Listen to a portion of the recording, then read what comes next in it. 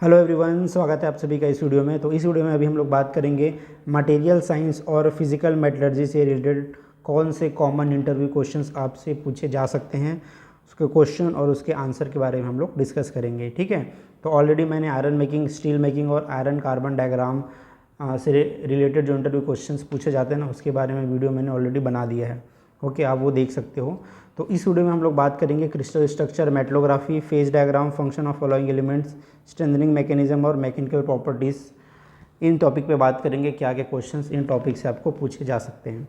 ठीक है, तो मैं काफ़ी बेसिक चीज़ें यहाँ पे बताऊँगा, बहुत ज़्यादा डिटेल से, बहुत है ना, बहुत ज़्यादा डिटेल से तो नहीं बताऊँगा, बट जो बेसिक कॉन्सेप्ट है ना वो सारी चीज़ें आपको बताऊँगा, और जो बेसिक क्वेश्चन जनरली पूछे जाते हैं वो मैं बताऊँगा। ठीक है, तो क्रिस्टल स्ट्रक्चर में सबसे पहले आपको क्वेश्चन जो पूछा जा सकता है वो यूनिट सेल के बारे में। ठीक है, कि व्हाट इज़ यूनिट सेल।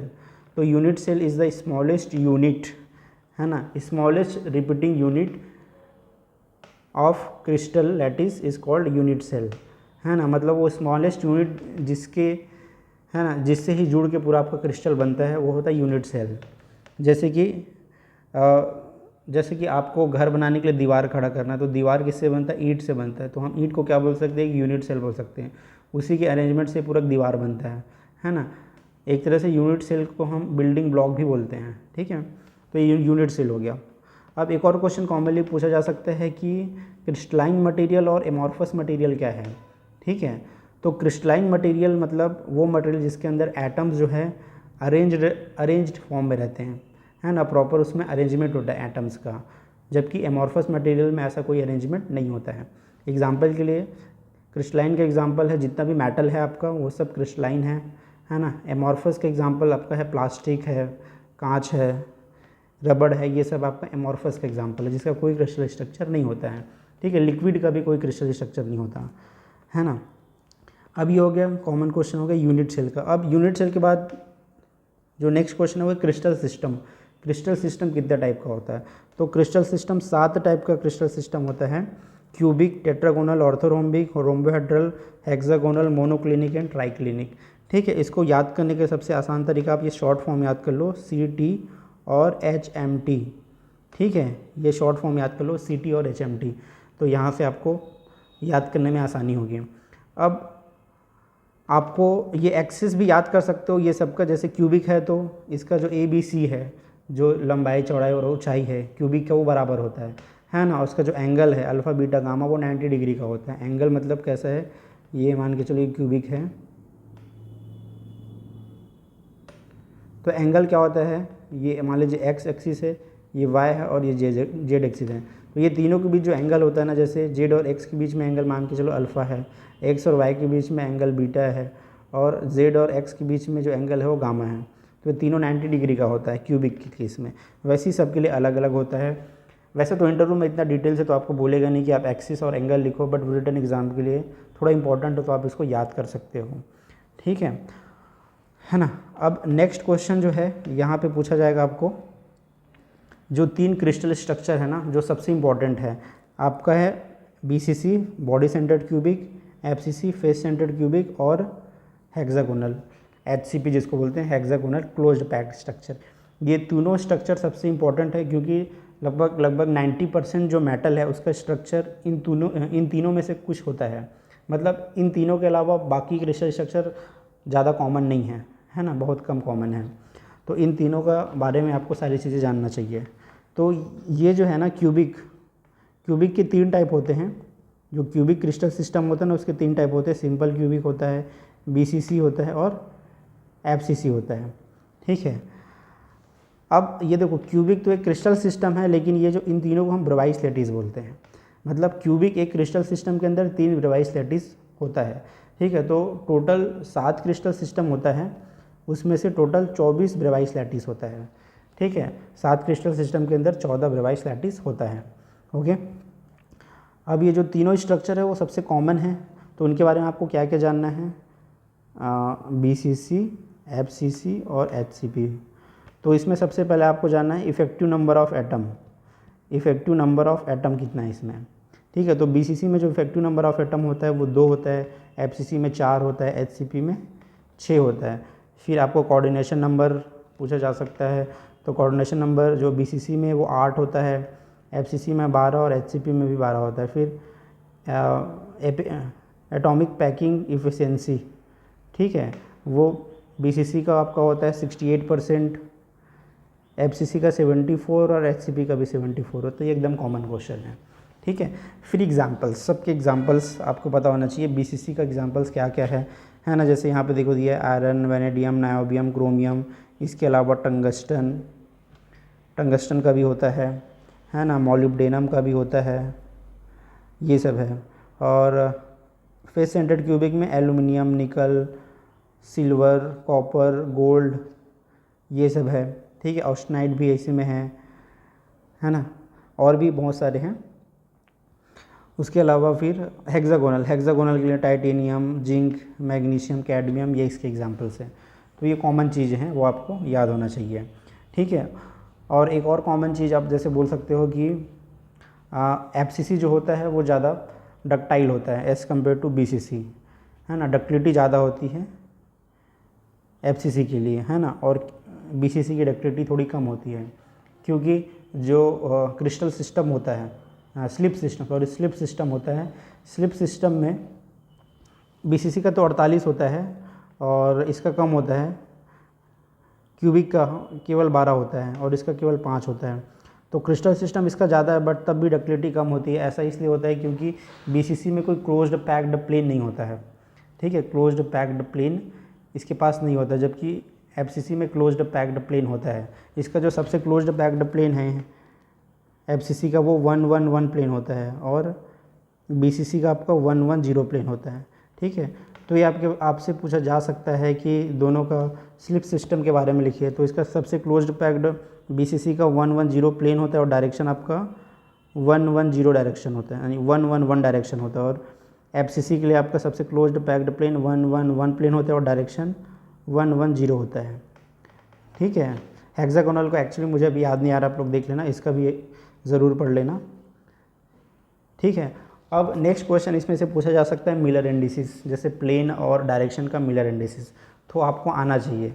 जैसे आपको बोल देता है कि 111 प्लेन का क्या है मिलर इंडिसेस, मतलब बना के बताओ, 111 प्लेन बना के बताइए या 110 प्लेन बना के बताइए, ठीक है, और डायरेक्शन बना के बताइए। ये आपसे कॉमन क्वेश्चन पूछा जा सकता है, ठीक है। तो अभी इसको मैं पूरा नहीं बताऊंगा कैसे बनाना है, उसके लिए मैंने ऑलरेडी वीडियो बनाया हुआ है, आप लोग देख लेना, मिलर इंडिसेस करके अलग से पूरा एक वीडियो है, वो आप देख लेना, क्योंकि नहीं तो वो समझाऊंगा तो वीडियो काफ़ी लंबा हो जाएगा, ठीक है।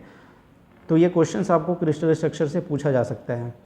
नेक्स्ट क्वेश्चन आपको पूछा जा सकता है डिफेक्ट से, ठीक है, क्रिस्टल डिफेक्ट को मैं इधर डिस्कस करता हूँ। नेक्स्ट क्वेश्चन आपसे क्या पूछा जा सकता है, क्रिस्टल डिफेक्ट, ठीक है, कितने टाइप का डिफेक्ट होता है। तो डिफेक्ट 4 टाइप का डिफेक्ट होता है क्रिस्टल स्ट्रक्चर में। एक होता है पॉइंट डिफेक्ट जिसको 0 डायमेंशनल बोलते हैं, फिर लाइन डिफेक्ट होता है जिसको 1 डायमेंशनल डिफेक्ट बोलते हैं, फिर सरफेस डिफेक्ट होता है जिसको 2nd डायमेंशनल, और एक 3rd डायमेंशनल डिफेक्ट होता है जिसको वॉल्यूम डिफेक्ट बोलते हैं। अलग अलग डिफेक्ट है, तो थोड़ा बहुत आपको इसके बारे में पता होना चाहिए। 0 डायमेंशनल डिफेक्ट क्या होता है, वैकेंसी एक 0 डायमेंशनल डिफेक्ट है, किसी एटम का अपनी जगह पे ना होना, वैकेंट होना, इसको वैकेंसी बोलते हैं। इसके अलावा जो इम्प्योरिटी होता है वो भी एक पॉइंट डिफेक्ट है। इम्प्योरिटी 2 टाइप का होता है, सब्स्टिट्यूशनल और इंटरस्टिशियल, ठीक है। जब भी किसी मेटल में कोई दूसरा मेटल जाता है ना, तो या तो सब्स्टिट्यूट कर देगा, जो पेरेंट मेटल है उसको सब्स्टिट्यूट कर देगा, तब हम बोलेंगे सब्स्टिट्यूशनल, है ना, सब्स्टिट्यूशनल इम्प्योरिटी। अगर वो सब्स्टिट्यूट नहीं करता है, केवल इंटरस्टिशियल साइट्स पे चला जाता है। इंटरस्टिशियल साइट्स मतलब होता है एटम्स के बीच बीच में जो जगह होता है ना, उसको इंटरस्टिशियल साइट्स बोलते हैं। अगर वहाँ पे जाता है इम्प्योरिटी तो हम उसको बोलेंगे इंटरस्टिशियल इम्प्योरिटी। इसके अलावा फ्रैंकेल और शॉर्ट की डिफेक्ट होता है, जो आयनिक क्रिस्टल में होता है। फ्रैंकेल और शॉर्ट की आयनिक क्रिस्टल में होता है, ठीक है। फ्रैंकेल में क्या होता है ना, फ्रैंकेल डिफेक्ट में क्या होता है कि जो एटम होता है ना, जो एटम होता है आयनिक एटम, वो अपनी जगह से हट करके कहीं इंटरस्टिशियल साइट्स पे चला जाता है, अपनी जगह पे नहीं होता है, जबकि अपनी जगह से हट के अपने क्रिस्टल के इंटरस्टिशियल साइट्स पे चला जाता है, तब हम उसको बोलते हैं फ्रैंकेल डिफेक्ट।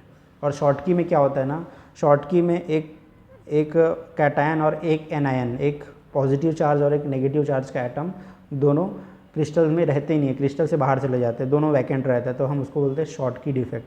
तो ये आता है आपका पॉइंट डिफेक्ट के अंदर, ठीक है। अब ये जो पॉइंट डिफेक्ट है ना वो भी प्रॉपर्टी को इफेक्ट करता है, क्योंकि जो इम्प्योरिटीज़ जो होती हैं ना वो ये सब जितने भी इम्प्योरिटीज़ होती है ना या फिर ये जो है डिफेक्ट जो है वो क्रिस्टल लैटिस को डिस्टॉर्ट करता है। क्रिस्टल लैटिस का जो प्रॉपर अरेंजमेंट होता है उसको ख़राब करता है। तो अरेंजमेंट ख़राब होने की वजह से क्या होता है ना एक डिस्टर्बेंस होता है। जो क्रिस्टल स्ट्रक्चर में क्या होता है डिस्टर्बेंस, जो पहले से प्रॉपर था, पहले प्रॉपर अरेंजमेंट था एटम्स का, लेकिन अब किसी भी वजह से, किसी भी डिफेक्ट की वजह से क्या हो जाता है वहाँ पे डिस्टर्बेंस क्रिएट हो जाता है। और कहीं पे जब डिस्टर्बेंस क्रिएट होता है ना तो एक एनर्जी फील्ड क्रिएट हो जाता है वहाँ पे, ठीक है, जिसको हम स्ट्रेन एनर्जी बोलते हैं। ओके, तो उस स्ट्रेन एनर्जी के कारण ना प्रॉपर्टीज़ पे इफेक्ट पड़ता है। जैसे जीरो डायमेंशनल डिफेक्ट है, जैसे इम्प्योरिटी है, तो इम्प्योरिटी क्या करता है ना डिस्टॉर्शन क्रिएट करता है, जिससे कि मेटल का स्ट्रेंथ बढ़ जाता है। मतलब जो डिसलोकेशन मूवमेंट को रोक देता है इम्प्योरिटीज़, है ना, तो उसका स्ट्रेंथ बढ़ जाता है। तो यहाँ से आप ये चीज़ समझ रहे हो कि हर एक कोई डिफेक्ट है ऐसे बेकार ऐसा नहीं है। जैसे पॉइंट डिफेक्ट, इम्प्योरिटी है, एक यूएक डिफेक्ट है, बट ऐसा नहीं कि वो पूरा ख़राब है, ऐसा भी नहीं है, ठीक है, उसको कुछ अच्छा भी है क्योंकि वो स्ट्रेंथ को बढ़ाता है।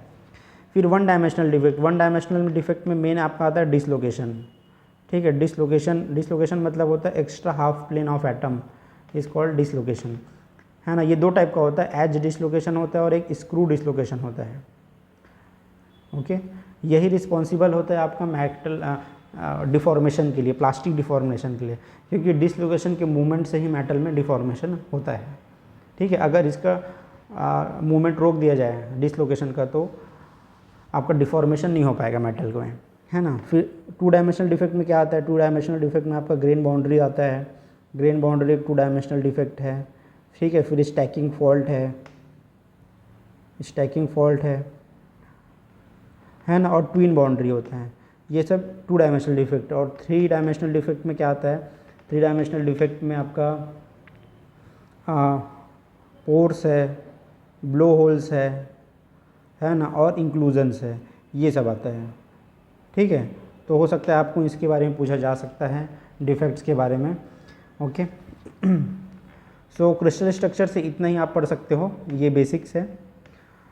और इसके लिए भी मैंने पूरा वीडियो बना रखा है डिफेक्ट्स के ऊपर, आप देख सकते हो। डिफेक्ट का पूरा एक वीडियो, पूरा लेक्चर बना है डिफेक्ट के ऊपर अलग अलग, है ना। नेक्स्ट टॉपिक है मेटलोग्राफी। मेटलोग्राफी के बारे में पे पूछा जा सकता है, बहुत इंपॉर्टेंट टॉपिक है। मेटलोग्राफी मतलब होता है सैम्पल प्रिपरेशन, ठीक है। मेटलोग्राफी मतलब सीधी सी अगर सिंपल भाषा में होता है सैम्पल प्रिपरेशन। जब भी आपको है ना सैम्पल प्रिपरेशन करना और माइक्रोस्कोप से स्ट्रक्चर को देखना, ये पूरा मेटलोग्राफी कहलाता है। तो इसमें सबसे पहला क्वेश्चन क्या होता है, सैम्पल प्रिपरेशन कैसे करते हैं हम लोग, है ना। मान के चलो मुझे ऑप्टिकल माइक्रोस्कोप में माइक्रो स्ट्रक्चर देखना है तो सैम्पल प्रिपरेशन कैसे करना है, तो वो बेसिक स्टेप्स आपको पता होना चाहिए मेटलोग्राफी का। पहला होता है कटिंग, है ना, हम सैम्पल कटिंग करते हैं। ऐसी जगह से ही सैम्पल कटिंग करना है जो पूरे मेटल को रिप्रेजेंट करता हो, है ना। देखो सैम्पल कटिंग करना भी एक तरह से बहुत इंपॉर्टेंट है कि आप किस जगह से सैम्पल को ले रहे हो, ठीक है। तो सैम्पल ऐसी जगह से लेना चाहिए जहाँ पे जो पूरे मेटल को जो उस हीट से बना है, उस हीट के मेटल को पूरा रिप्रेजेंट करता हो, ठीक है। कटिंग करते हैं। सेकेंड होता है फिर ग्राइंडिंग, ठीक है। सेकेंड क्या होता है, ग्राइंडिंग। ग्राइंडिंग में दो तरीका होता है, एक कोर्स ग्राइंडिंग होता है। कोर्स ग्राइंडिंग में हम लोग सैंड पेपर का इस्तेमाल करते हैं, थोड़ा रफ वाला सैंड पेपर, ठीक है। फिर उसके बाद फाइन ग्राइंडिंग होता है। फाइन ग्राइंडिंग में हम एमरी पेपर का इस्तेमाल करते हैं। अलग अलग ग्रेड का एमरी पेपर आता है, ठीक है। 200, 400, 600, 800 ऐसा करके। तो जो 200 का होता है वो सबसे रफ होता है। फिर जैसे आप बढ़ते हो 400, 600, 800 वो फाइन होता जाता है। लास्ट में 1200 या 1600 तक लास्ट होता है। 1600 का एमरी पेपर जो है ग्रेड है, ये 1600 ग्रेड का एमरी पेपर सबसे फाइन होता है। तो आखिरी में आपको 200 से चालू करके 600 तक आपको क्या करना है, उसको प्रॉपरली ग्राइंडिंग करना है, ठीक है। और अच्छे से हो रहा है कि नहीं वो आपको कैसे पता करना है, क्योंकि आप उसको सरफेस देखना होता है। जो आप उसमें ग्राइंडिंग कर रहे हो उसका सरफेस को देखना होता है। सरफेस लगातार शाइन होते रहना चाहिए, ठीक है। उसमें स्क्रैच मार्क नहीं आना चाहिए। जो स्क्रैच मार्क आया तो उसको 90 डिग्री घुमा के उसको ग्राइंडिंग करते हैं। फिर नेक्स्ट जो स्टेप होता है वो पॉलिशिंग होता है। पॉलिशिंग में दो टाइप का पॉलिशिंग होता है, डायमंड पॉलिशिंग और एक एलुमिना, है ना। मतलब डायमंड पेस्ट का यूज़ करते हैं या फिर एलुमिना का यूज़ करते हैं, है ना, दोनों का भी यूज़ कर सकते हैं। तो एलुमिना का इस्तेमाल पहले करते हैं, ठीक है। एलुमिना का पेस्ट भी आता है, पाउडर भी आता है, उससे पॉलिशिंग करते हैं। उसके बाद डायमंड पेस्ट से उसको पॉलिशिंग करते हैं। तो लास्ट में जो होता है पॉलिशिंग करने के बाद एकदम मिरर टाइप का स्ट्रक्चर हो जाता है, मतलब जैसे दर्पण होता है वैसे ही मेटल का सरफेस हो जाता है, एकदम स्मूथ और एकदम ब्राइट, है ना। अब नेक्स्ट इसमें स्टेप आता है, लास्ट स्टेप, वो है ईचिंग का, है ना। ईचिंग आपको ज़रूरत कब पड़ेगी, जब आपको माइक्रो स्ट्रक्चर देखना है, उस केस में आपको ईचिंग की ज़रूरत पड़ेगी। लेकिन अगर आपको इंक्लूजन्स देखना है उसके लिए ईचिंग की ज़रूरत नहीं पड़ती है, ठीक है। तो माइक्रो स्ट्रक्चर देखना है, फेस कौन सा प्रेजेंट है, ग्रेन बाउंड्रीज वगैरह देखना है, तो आपको ईचिंग करना पड़ेगा। तो ईचिंग के लिए अलग अलग मेटल का अलग अलग ईचेंट आता है ना। ईचेंट क्या है, एक केमिकल है। जैसे मोस्ट इम्पॉर्टेंट स्टील के लिए जो ईचेंट आता है उसका नाम नाइटल है। इसमें 2% नाइट्रिक एसिड होता है और 98% जो है वो एथिल अल्कोहल होता है, ठीक है। 98% एथिल अल्कोहल, ये स्टील का है। तो ऐसे ही आप लोग देख लेना अलग अलग मेटल का, हालांकि स्टील का सबसे इम्पोर्टेंट है, बाकी मेटल का भी देख लेना क्या ईचेंट हम यूज़ करते हैं, ठीक है। ये कॉमन बेसिक स्टेप्स हो गए, ओके। मेटलोग्राफी हो गया। फिर नेक्स्ट है फेज डायग्राम। अब फेज डायग्राम कितना टाइप का होता है, तो फेज डायग्राम तो काफ़ी सारे टाइप का होता है, कुछ टाइप को मैं आपको डिस्कस करता हूँ। एक इंपॉर्टेंट फेज डायग्राम होता है एक isomorphous phase diagram, phase diagram, और दूसरा होता है बाइनरी फेज डायग्राम, ठीक है। बाइनरी फेज डायग्राम नहीं, बाइनरी नहीं होता है, यूटेक्टिक होता है, यूटेक्टिक फेज डायग्राम, ये बाइनरी के अंदर आता है। देखो फेज डायग्राम दो टाइप का होता है, बाइनरी फेज डायग्राम और एक होता है टर्नरी फेज डायग्राम। तो बाइनरी का मतलब है दो, है ना, वो फेज डायग्राम जिसमें 2 एलिमेंट होता है, 2 एलिमेंट के बारे में हम बात करते हैं उसको बाइनरी बोलते हैं। और अगर 3 एलिमेंट का मिक्सिंग की बात हो रही है तब उसको हम टर्नरी फेज डायग्राम बोलते हैं, ठीक है। तो टर्नरी फेज डायग्राम तो बहुत एडवांस हो गया, है ना। तो अगर कोई आप बहुत बड़ा एग्जाम दे रहे हो, बार वगैरह का इंटरव्यू दे रहे हो, तो आप एक्सपेक्ट कर सकते हो वहाँ से क्वेश्चन। बाकी नॉर्मल आप क्वेश्चंस बाइनरी फेज डायग्राम से पूछे जा सकते हैं, जो कि 2 टाइप का है मेनली, है ना, आइसोमॉर्फस और यूटेक्टिक फेज डायग्राम। तो डिफरेंस क्या है दोनों में। आइसोमॉर्फस डायग्राम का मतलब होता है जब 2 एलिमेंट आपस में 100% सोल्यूबल हो तो हम उस डायग्राम को आइसोमॉर्फस फेज डायग्राम बोलते हैं। सबसे कॉमन एग्जांपल है कॉपर और निकल का, है ना। ये कॉपर और निकल आपस में 100% सॉल्युबल होते हैं, लिक्विड कंडीशन में भी सॉलिड कंडीशन में भी। ये इधर लिक्विड होगा, इधर पूरा सॉलिड होगा, ये लिक्विड प्लस सॉलिड। ये ऐसा जो डायग्राम बनता है उसको हम लोग आइसोमॉर्फस फेज डायग्राम बोलते हैं, ठीक है। और दूसरा डायग्राम होता है eutectic phase diagram. Eutectic phase diagram तब होता है जब मेटल जो है, जब 2 मेटल या 2 एलिमेंट आपस में 100% सॉल्युबल नहीं होते हैं, ठीक है, या कुछ अमाउंट में सॉल्युबल होते हैं। जैसे फॉर एग्जांपल कि लेड और टीन का phase diagram, lead tin phase diagram. Lead tin का फेज डायग्राम आपको ऐसा कुछ मिलेगा इस तरीके से। एग्जैक्टली मुझे पता नहीं कॉम्पोजिशन इसका, बट डायग्राम इस तरीके से बनता है इसका। इसमें आपको क्या मिल रहा है, देखो लेड साइड में जिधर लेड कंटेंट ज़्यादा उधर एक फेज मिलेगा अल्फ़ा, और जिधर टीन ज़्यादा उधर बीटा। तो यहाँ पे 2 अलग अलग सॉलिड मिल रहा है आपको, अल्फ़ा सॉलिड और एक बीटा सॉलिड, ठीक है।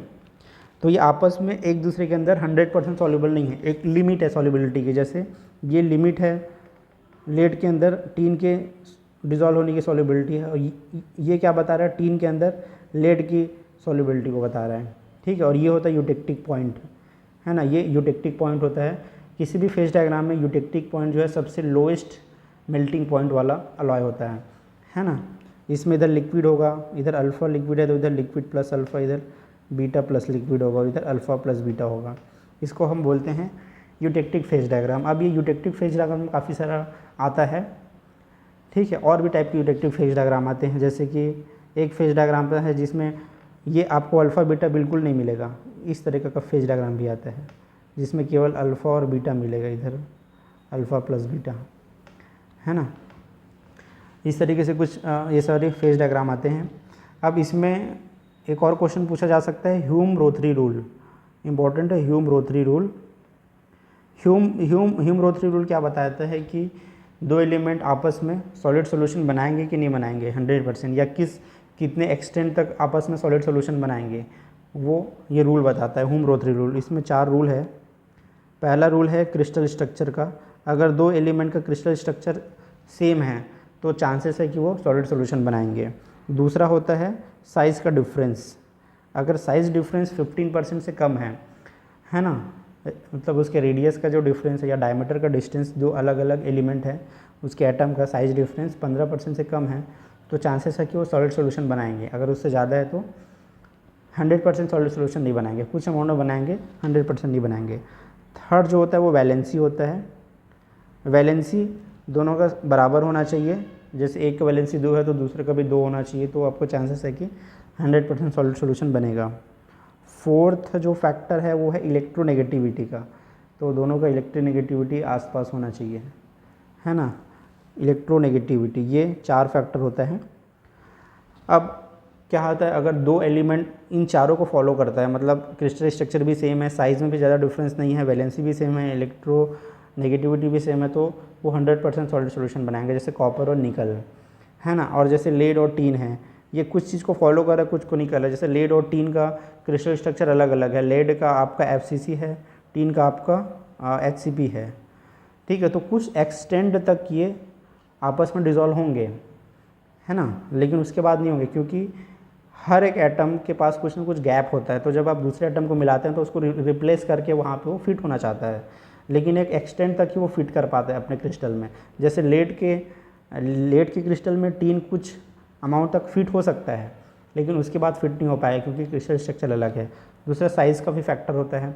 अगर इन चारों में से कोई एक फैक्टर भी नहीं बैठ रहा है, मतलब वो 100% सॉलिड सोल्यूशन नहीं बनाएंगे, कुछ अमाउंट में बनाएंगे, कुछ में नहीं बनाएंगे, ठीक है। और अगर कोई भी फैक्टर सही नहीं बैठ रहा है तो वो बहुत कम या ना के बराबर सॉलिड सोल्यूशन बनाएंगे, ठीक है। ये इंपॉर्टेंट क्वेश्चन पूछा जा सकता है। फिर इसके अलावा जो क्वेश्चन है वो है reactions, different type of reactions कौन कौन से होते हैं। जैसे इंपॉर्टेंट रिएक्शन मैंने आयरन कार्बन डायग्राम में भी बताया था आप लोग को, पेरिटेक्टिक रिएक्शन के बारे में बताया था, यूटेक्टिक और यूटेक्टॉइड रिएक्शन के बारे में भी बताया था, है ना। तो इसी का ही और एक दो और होता है, जैसे मोनोटेक्टिक होता है, मोनोटेक्टिक, और पेरिटेक्टॉइड होता है, पेरिटेक्टॉइड, है ना। ऐसे ही और 2-3 रिएक्शंस होते हैं। जो पेरिटेक्टॉइड रिएक्शन होता है वो यूटेक्टॉइड का जस्ट उल्टा होता है। यूटेक्टॉइड में क्या होता है, गामा को जब हम कूल करते हैं तो अल्फ़ा और Fe3C में कन्वर्ट होता है, मतलब एक सॉलिड जो है 2 अलग अलग सॉलिड में कन्वर्ट होता है। तो इसी का उल्टा ही क्या होता है, पेरिटेक्टॉइड होता है ना। मतलब अगर 2 सॉलिड मिलके एक सिंगल सॉलिड बना रहा है तो उसको हम पेरिटेक्टॉइड बोलेंगे, है ना। मोनोटेक्टिक क्या होता है, मोनोटेक्टिक जो है ना वो पेरिटेक्टिक का उल्टा होता है। मोनोटेक्टिक में क्या होता है ना कि एक लिक्विड जो है 2 सॉलिड में कन्वर्ट होता है, ये होता है मोनोटेक्टिक। तो ये सारे रिएक्शंस आपको पता होने चाहिए, रिएक्शंस पूछे जा सकते हैं, ठीक है। ओके, ये हो गया फेज डायग्राम से रिलेटेड कुछ क्वेश्चंस, और ठीक है, फेज डायग्राम से रिलेटेड इतने ही क्वेश्चन पूछे जा सकते हैं। और आप और ज़्यादा जानना है तो आप लोग विजय सिंह की बुक में हैं बहुत अच्छे से, उसमें अलग अलग टाइप के डायग्राम दिए गए, वो बस थोड़ा सा समझ लेना, ठीक है। फिर नेक्स्ट है फंक्शन ऑफ अलॉइंग एलिमेंट्स। ये function of alloying element 2-3 subject में काम आता है। स्टील मेकिंग का भी क्वेश्चंस बन सकता है यहाँ से, है ना। उसके बाद फेरस नॉन फेरस अलॉय का भी एक तरह से ये एक क्या है क्वेश्चन है, और मटेरियल साइंस का भी क्वेश्चन है ये। तो अलग अलग अलॉइंग एलिमेंट का फंक्शन या उसका इफेक्ट स्टील के अंदर वो आपको पता होना चाहिए। कुछ का मैं बता देता हूँ। एल्यूमिनियम को हम लोग ज़्यादातर एज ए डीऑक्सीडाइज़र यूज़ करते हैं, ठीक है। इसके अलावा इसका दूसरा यूज़ है एज ए ग्रेन रिफाइनमेंट का काम करते हैं एल्यूमिनियम, ठीक है। बोरॉन का सबसे ज़्यादा यूज़ होता है हार्डनेबिलिटी के लिए, हार्डनेबिलिटी बढ़ाने के लिए। बहुत लो अमाउंट में भी अगर आप बोरॉन डालते हो तो हार्डनेबिलिटी बढ़ाने में बहुत मदद करता है, ठीक है। कार्बन का इफेक्ट क्या है, हार्डनेस, स्ट्रेंथ और वियर रेजिस्टेंस को बढ़ाने का काम करता है। अब देखो जितना कार्बन डालोगे स्टील में उतना ज़्यादा मेटेरियल हार्ड और उसका स्ट्रेंथ हाई होता है, ठीक है, बट उसका थोड़ा डक्टिलिटी कम हो जाता है कार्बन डालने से, ज़्यादा डालने से। क्रोमियम का सबसे बड़ी चीज़ क्या है, कोरोजन रेजिस्टेंस। स्टेनलेस स्टील में आपको मेन क्या होता है, क्रोमियम ही होता है। इसके अलावा हार्डनेबिलिटी को भी बढ़ाता है क्रोमियम जो है, ठीक है। कोबाल्ट का मेन काम होता है यहाँ पे हार्डनेस बढ़ाना और हार्डनेबिलिटी को कम करता है। कोबाल्ट जो हार्डनेबिलिटी को कम करता है। नायोबियम बोल रहे हैं, नायोबियम ये है एलिमिनेशन ऑफ कार्बाइड प्रेसिपिटेशन। फिर कॉपर कोरोजन रेजिस्टेंस के भी काम आता है। कॉपर बहुत कम अमाउंट में डालते हैं वैसे। लेड का सबसे इम्पोर्टेंट है मशीनेबिलिटी के लिए, है ना। अगर आपको फ्री कटिंग स्टील बनाना है, ठीक है, तो उसमें लेड ज़रूर होगा। लेड क्या है, मशीनेबिलिटी को बढ़ाता है। मशीनेबिलिटी मतलब जिसको आप आसानी से मशीनिंग कर सकते हो, ठीक है। फ्री कटिंग स्टील का मतलब क्या होता है, जिसमें हम कोई कट करना या मशीनिंग करना आसान हो, जो आसानी से कट जाए, उसको फ्री कटिंग स्टील बोलते हैं। तो कई सारे मैन्युफैक्चरिंग प्रोसेस में हमको मशीनिंग करने की ज़रूरत पड़ती है ना, तो लेड जो है वो मशीनेबिलिटी को बढ़ाता है। लेड और सल्फ़र दो एलिमेंट है जो मशीनेबिलिटी को बढ़ाता है। मैंगनीज़ क्या करता है, स्ट्रेंथ को बढ़ाता है, हार्डनेबिलिटी को बढ़ाता है ना। और एक और इसका इफ़ेक्ट है कि ये सल्फ़र के इफ़ेक्ट को कम करता है। अगर सल्फ़र ज़्यादा है तो आप उसमें मैंगनीज डाल दो, तो ये मैंगनीज सल्फाइड बना करके जो सल्फ़र का जो हॉट शॉर्टनेस का इफेक्ट है ना, उसको कम कर देता है स्टील में, ठीक है। और रिस्पॉन्स टू हीट ट्रीटमेंट को भी बढ़ाता है। मोलिब्डेनम जनरली यूज़ होता है आपका हार्डनेबिलिटी बढ़ाने के लिए, और ज़्यादातर आपको जो हाई स्पीड स्टील है उसमें आपको मोलिब्डेनम ज़रूर मिलेगा। ये हार्डनेस को भी बढ़ाने का काम करता है, क्योंकि ये कार्बाइड बनाता है, कार्बाइड फॉर्मिंग एलिमेंट है। क्रोमियम हो गया, मोलिब्डेनम हो गया, नायोबियम हो गया, टंगस्टन हो गया, ये सब कार्बाइड फॉर्मिंग एलिमेंट है जो कि हार्डनेस को बढ़ाता है। निकल का यूज़ क्या है, टफनेस, स्ट्रेंथ और मशीनेबिलिटी को बढ़ाता है। फॉस्फोरस स्ट्रेंथ को बढ़ाता है, बट ये काफ़ी सारी प्रॉब्लम भी क्रिएट करता है, जैसे कोल्ड शॉर्टनेस क्रिएट करता है। तो फास्फोरस और सल्फ़र का यूज़ बहुत कम है। जैसे सल्फ़र केवल मशीनेबिलिटी बढ़ाने के काम आता है, सल्फ़र उसके अलावा कोई उपयोग नहीं है, वो ख़राबी है। फॉस्फोरस का भी यही है, थोड़ा स्ट्रेंथ बढ़ाता है, बट इफ़ेक्ट ख़राबी है इसका भी। सिलिकन का मेन काम क्या है, हम एज ए डीऑक्सीडाइज़र यूज़ करते हैं। इसके अलावा स्ट्रेंथ को भी बढ़ाता है, ये स्ट्रेंथ और हार्डनेबिलिटी को। सल्फ़र का जैसे मैंने बताया मशीनेबिलिटी इंप्रूव करता है, बट ये हॉट शॉर्टनेस भी क्रिएट करता है। टेलोरियम का मशीनेबिलिटी बढ़ाता है। टाइटेनियम क्या करता है, इलिमिनेशन ऑफ कार्बाइड प्रेसिपिटेशन, ठीक है, ये इसका यूज़ है। फिर वैनेडियम आपको ग्रेन रिफाइनमेंट का भी काम करता है। टाइटेनियम भी काम करता है ग्रेन रिफाइनमेंट का, वैनेडियम भी करता है। अगर आपको ग्रेन साइज़ छोटा बनाना है स्टील का, तो स्टील मेकिंग के टाइम आपको उसमें क्या डाल दो, टाइटेनियम, एल्यूमिनियम या वैनेडियम वगैरह डाल दो, वो ग्रेन रिफाइनमेंट का काम करता है। ये हो गए इंपॉर्टेंट जो एलिमेंट्स है उसके फैक्टर्स। ये ब्रीफ में इस तरह से आपको याद होना चाहिए, बहुत डिटेल में तो नहीं पूछेगा, बट जैसे कुछ इंपॉर्टेंट है, जैसे लीड वगैरह है, सल्फ़र है, ये क्या करता है, तो मशीनेबिलिटी को बढ़ाता है, ये सब कुछ चीज़ें इंपॉर्टेंट हैं। स्ट्रेंथनिंग मैकेनिज़्म से क्वेश्चंस पूछा जा सकता है। स्ट्रेंथनिंग मैकेनिज़्म का वीडियो मैंने ऑलरेडी कुछ बनाया हुआ है ना। सॉलिड सॉल्यूशन स्ट्रेंथनिंग होता है ना। दूसरा क्या स्ट्रेंथनिंग है, ग्रेन बाउंड्री स्ट्रेंथनिंग है। तीसरा आपका स्ट्रेन हार्डनिंग है, ठीक है। फिर उसके बाद प्रेसिपिटेशन हार्डनिंग मेथड होता है, स्ट्रेन एजिंग होता है। ये सब स्ट्रेंथनिंग मैकेनिज़्म है। ये सारे स्ट्रेंथनिंग मैकेनिज़्म एक ही बेस पे काम करते हैं, डिसलोकेशन मूवमेंट को आपको रोक देना है। अगर डिसलोकेशन मूवमेंट रुक गया, ठीक है, तो आपको क्या हो जाएगा, स्ट्रेंथ बढ़ जाएगा, क्योंकि डिसलोकेशन जितनी आसानी से मूव करेगा स्ट्रेंथ उतना कम होगा, मतलब कम लोड लगाना पड़ेगा आपको डिफॉर्म करने के लिए। तो एक एक करके थोड़ा सा ब्रीफ में बता देता हूँ। सॉलिड सॉल्यूशन स्ट्रेंथनिंग में क्या होता है ना, हम कोई प्योर एलिमेंट में अगर आप कोई दूसरा एलिमेंट ऐड करते हो तो उसका स्ट्रेंथ बढ़ जाता है, उसको हम बोलते हैं सॉलिड सॉल्यूशन स्ट्रेंथनिंग, ठीक है। जैसे आयरन का स्ट्रेंथ बढ़ाने के लिए हम कॉपर डालते हैं, है ना, तो स्टील ज़्यादा स्ट्रेंथ होता है स्टील का as compared to pure iron. तो हमेशा देखना कि जो अलॉय होता है उसका स्ट्रेंथ प्योर मेटल से ज़्यादा होता है, तो ये सॉलिड सॉल्यूशन स्ट्रेंथनिंग के कारण होता है। जब भी हम इम्प्योरिटी मिलाते हैं ना, तो वो जाके ग्रेन स्ट्रेन या ग्रेन जो है क्रिस्टल डिस्टॉर्शन क्रिएट करता है, मतलब क्रिस्टल स्ट्रक्चर को डिस्टर्ब करता है, ठीक है। क्रिस्टल स्ट्रक्चर को डिस्टर्ब करने की वजह से डिसलोकेशन मूव नहीं कर पाता वहाँ से, तो स्ट्रेंथ जो है वो बढ़ जाता है। जैसे अब सेकेंड है ग्रेन बाउंड्री स्ट्रेंथनिंग। तो ग्रेन बाउंड्री स्ट्रेंथनिंग क्या बोलते हैं, ग्रेन साइज जितना छोटा होगा मेटल का स्ट्रेंथ उतना अच्छा होगा, ठीक है, क्योंकि जो ग्रेन बाउंड्री है ना वो डिसलोकेशन के लिए ऑब्स्टिकल का काम करता है। अगर ग्रेन छोटा होगा तो डिसलोकेशन कम मूव कर पाएगा, कम दूरी तक चलेगा, तो स्ट्रेंथ बढ़ जाएगा। अगर ग्रेन बड़ा होगा तो ज़्यादा मूव करेगा डिसलोकेशन, तो स्ट्रेंथ कम हो जाएगा, ठीक है। तो ग्रेन रिफाइनमेंट के लिए क्या क्या करते हैं, ग्रेन रिफाइनमेंट के लिए हम लोग ग्रेन रिफाइनिंग एजेंट डालते हैं, एल्यूमिनियम, टाइटेनियम, वैनेडियम वगैरह, ठीक है। इसके अलावा मेटल का हीट ट्रीटमेंट जब आप कर रहे हो तो फास्ट कूलिंग करो, नॉर्मलाइजिंग करने से ग्रेन साइज छोटा हो जाता है, क्वांचिंग से भी छोटा हो जाता है, ठीक है। ये सब चीज़ें हैं ग्रेन बाउंड्री स्ट्रेंथनिंग में। इसमें हॉल पिच इक्वेशन आपसे पूछा जा सकता है। Hall pitch equation important equation है, सिग्मा इज इक्वल टू होता है सिग्मा 0 + k/√d, ये हॉल पिच इक्वेशन है। यहाँ पे के कांस्टेंट है, डी जो है ग्रेन डायमीटर है, सिग्मा जो स्ट्रेंथ है। ठीक है, तो आप ग्रेन साइज जितना छोटा करोगे स्ट्रेंथ उतना ज़्यादा होगा। फिर स्ट्रेन हार्डनिंग है। स्ट्रेन हार्डनिंग का को हम वर्क हार्डनिंग भी बोलते हैं। इसका मतलब ये कि जैसे हम मेटल में डिफॉर्मेशन करते हैं या कोई कोल्ड वर्किंग करते हैं तो मेटल का स्ट्रेंथ बढ़ जाता है। मतलब मेटल को एक बार जब आप डिफॉर्म करते हो तो वापस फिर उसको और डिफॉर्म करने के लिए आपको स्ट्रेंथ लोड बढ़ाना पड़ता है, क्योंकि उसका वर्क हार्डनिंग हो चुका होता है। वर्क हार्डनिंग कैसे होता है, क्या होता है कि जब हम मेटल को एक बार डिफॉर्म करते हैं ना तो डिसलोकेशन की संख्या बढ़ जाती है, क्योंकि क्रिस्टल के अंदर क्या होता है, एक सोर्स होता है, सोर्स ऑफ डिसलोकेशन होता है। जैसे आप मेटल डिफॉर्म होता है ना, उस सोर्स ऑफ डिसलोकेशन की संख्या बढ़ती है, तो जितना आप डिफॉर्म करोगे उतना डिसलोकेशन की संख्या बढ़ेगी। ठीक है, अब जितना ज़्यादा डिसलोकेशन होगा उतना क्या करेगा, वो डिसलोकेशन आपस में उलझ जाएंगे, है ना। एक डिसलोकेशन दूसरे डिसलोकेशन मूवमेंट को रोकेगा। ठीक है, तो इससे क्या होगा, मेटल का स्ट्रेंथ बढ़ जाएगा। ठीक है, ये होता है स्ट्रेन हार्डनिंग या वर्क हार्डनिंग।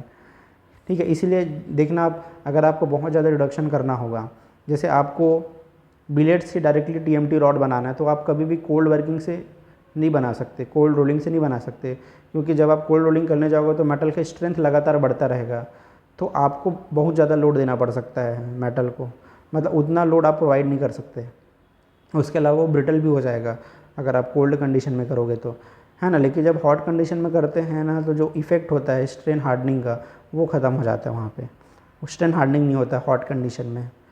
ठीक है, फिर नेक्स्ट जो है स्ट्रेन हार्डनिंग जो है वो प्रेसिपिटेशन हार्डनिंग है। प्रेसिपिटेशन हार्डनिंग में क्या करते हैं ना कि एक अलॉय होता है उसको हम प्रेसिपिटेट कराते हैं। बहुत अच्छा एग्जांपल है इसका duralumin alloy, copper aluminium copper alloy. इसमें क्या होता है ना, हम लोग एल्युमिनियम और कॉपर के अलॉय का कुछ टेम्परेचर तक हीट करते हैं, फिर उसको सीधा कॉन्च कर देते हैं। तो क्या होता है, कॉपर एल्युमिनियम के अंदर पूरा डिज़ोल्व हो चुका होता है। जब हम मेटल को हाई टेम्परेचर में भेजते हैं, ठीक है, जैसे मान के चलो ये कॉपर निकल का फेज डायग्राम है, कॉपर निकल बोलता हूँ,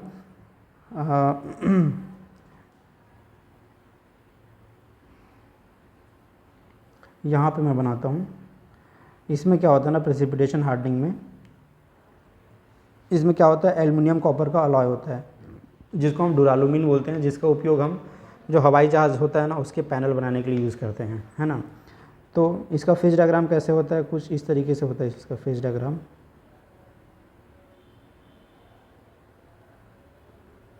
है ना।